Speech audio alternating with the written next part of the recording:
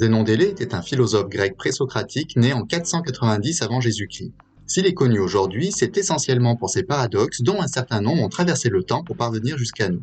Parmi eux, le paradoxe d'Achille et la tortue est certainement le plus célèbre. Comme son nom l'indique, ce paradoxe met en scène le héros légendaire de la guerre de Troie aux talons si hésitants et une tortue. Oui, je parle bien de ce genre de bestiole.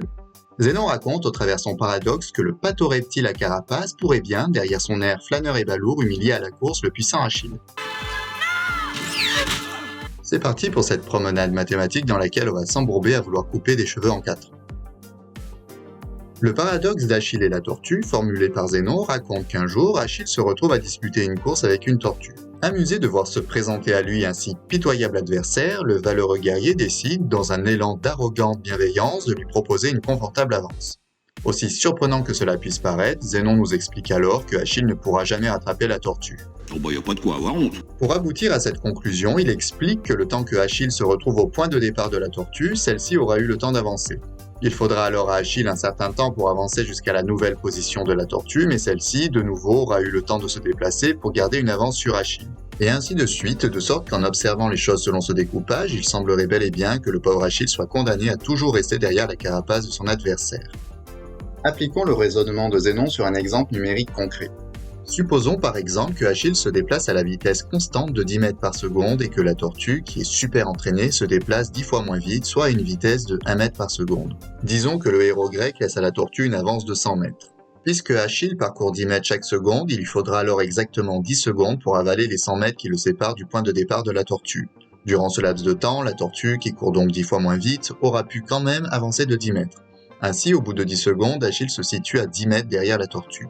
Il faudra seulement 1 seconde à Achille pour absorber ce retard de 10 mètres. Mais durant ce même laps de temps, la tortue aura néanmoins pu avancer de 1 mètre, ce qui fait qu'au bout de 11 secondes, Achille est toujours 1 mètre derrière la tortue. Qu'à cela ne tienne, ce ridicule écart est avalé en moins de temps qu'il ne faut pour le dire, puisqu'il faudra à Achille pas plus d'1 dixième de seconde pour parcourir 1 mètre. Pourtant, la tortue aura quand même eu le temps d'avancer d'1 dixième de cette distance, soit de 0,1 mètre. Bref, à l'issue de la troisième étape, alors qu'il s'est passé 11,1 secondes, Achille est toujours derrière la tortue. En poursuivant ainsi le raisonnement, on constate que même si l'écart entre Achille et la tortue ne cesse de se réduire, celle-ci gardera néanmoins à chaque étape une avance, même minime, sur Achille. Concentrons-nous alors sur le temps écoulé depuis le début de la course. En cumulant les temps des différentes étapes, on aboutit à la somme 10 secondes, plus 1 seconde, plus 0,1 seconde, plus 0,01 seconde, etc., etc. On obtient un temps t qui est la somme d'une infinité de nombres positifs, ce qui peut nous conduire à penser que t est infini, et donc il faudrait un temps infini à Achille pour attraper la tortue. Bon, plus sérieusement, dans les faits, il est bien entendu évident pour tout le monde que Achille dépassera le lent reptile sans même sourciller. Pourtant, on vient de constater qu'après un temps t constitué d'une somme infinie de nombres positifs, Achille se trouve toujours derrière la tortue. Il est donc naturel de s'interroger sur la nature de ce nombre un peu particulier, est-il réellement infini ? Certains pourraient penser qu'une telle somme l'est nécessairement, puisqu'en additionnant une infinité de nombres positifs, même très petits, on pourrait alors, à force de patience, finir par dépasser n'importe quelle valeur, et donc obtenir une somme aussi grande qu'on le souhaite. Au contraire, d'autres pourraient penser qu'en ajoutant des nombres qui deviennent de plus en plus petits jusqu'à se rapprocher extrêmement de zéro, alors ce qu'on ajoute finit par devenir si dérisoire, si négligeable que la somme finit par stagner. Eh bien, en réalité, aucune de ces deux réponses n'est satisfaisante dans la mesure où les deux cas de figure existent. En additionnant une infinité de nombres positifs qui deviennent de plus en plus proches de zéro, on peut en effet soit se retrouver bloqué en dessous d'un certain seuil, soit pouvoir dépasser n'importe quel seuil et ainsi exploser doucement mais sûrement vers l'infini. Dans le premier cas, on dit que la somme converge et dans le second qu'elle diverge. Voici 2 exemples pour vous convaincre. Pour notre premier exemple, commençons par considérer la somme 1 plus 1 demi plus 1 quart plus 1 huitième, etc., etc. On est bien amené ici à additionner une infinité de nombres qui deviennent de plus en plus proches de zéro. On peut déjà calculer les premiers termes de cette somme histoire de voir comment elle se comporte. Au vu des résultats, il semblerait qu'elle soit toujours inférieure à 2, et c'est en effet le cas. Afin d'illustrer ce résultat, supposons que je dispose d'un morceau de ruban de 2 mètres de long. Je coupe en deux ce ruban, j'ai donc pris 1 mètre de ruban et il m'en reste encore 1 mètre. Je coupe mon reste en deux, je prends donc un demi-mètre et il me reste un demi-mètre. Je coupe en deux mon reste, je prends donc le quart d'un mètre et il me reste donc encore un quart de mètre. Je prends de nouveau la moitié de ce reste, c'est-à-dire 1/8 de mètre et il me reste 1/8 de mètre. En poursuivant à l'infini ce procédé, je vais me retrouver d'un côté avec un reste qui tend vers 0 et avec une somme S égale à 1 plus 1 demi plus 1 quart plus 1 huitième, etc., etc. On comprend aisément que mes morceaux de ruban cumulés ne pourront pas excéder 1 mètre puisque ma pioche de départ est justement de 1 mètre. Pour notre second exemple, on va considérer la somme S égale 1 plus 1 demi plus 1 tiers plus 1 quart plus 1 cinquième, etc., etc. Comme précédemment, on additionne ici une infinité de termes qui deviennent infiniment proches de 0 au fur et à mesure qu'on avance dans notre somme. Pourtant, nous allons voir que cette somme diverge. La divergence de cette somme n'est absolument pas évidente à première vue. Par exemple, si je veux que cette somme dépasse 3, il me faudra alors calculer les 10 premiers termes. Bon, jusque-là, pourquoi pas.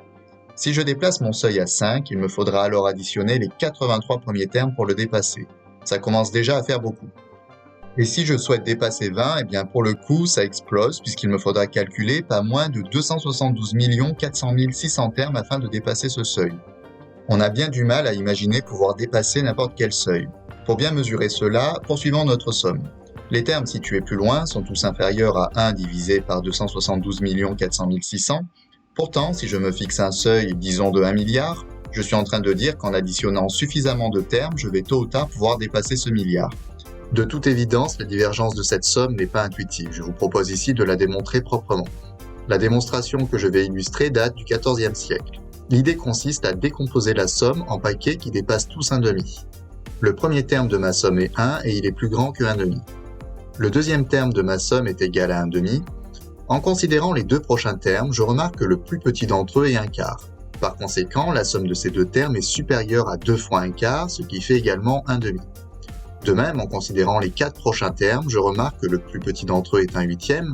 Par conséquent, la somme de ces 4 termes est supérieure à 4 fois 1 huitième, ce qui, une fois de plus, fait 1 demi.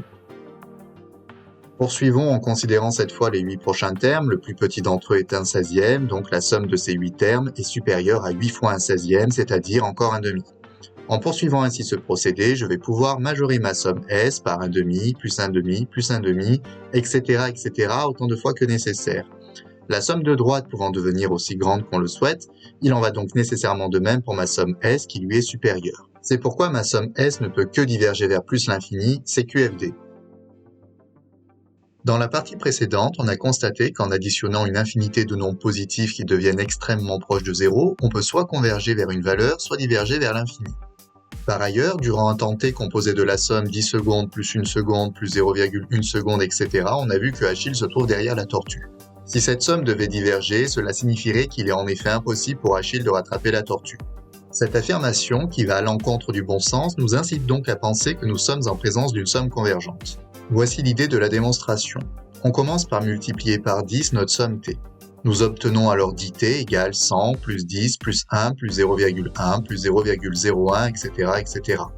En remarquant que 10t est égal à 100 plus t, on obtient alors que 9t est égal à 100 en soustrayant t de chaque côté. En divisant alors par 9, on obtient t égale 100 neuvième.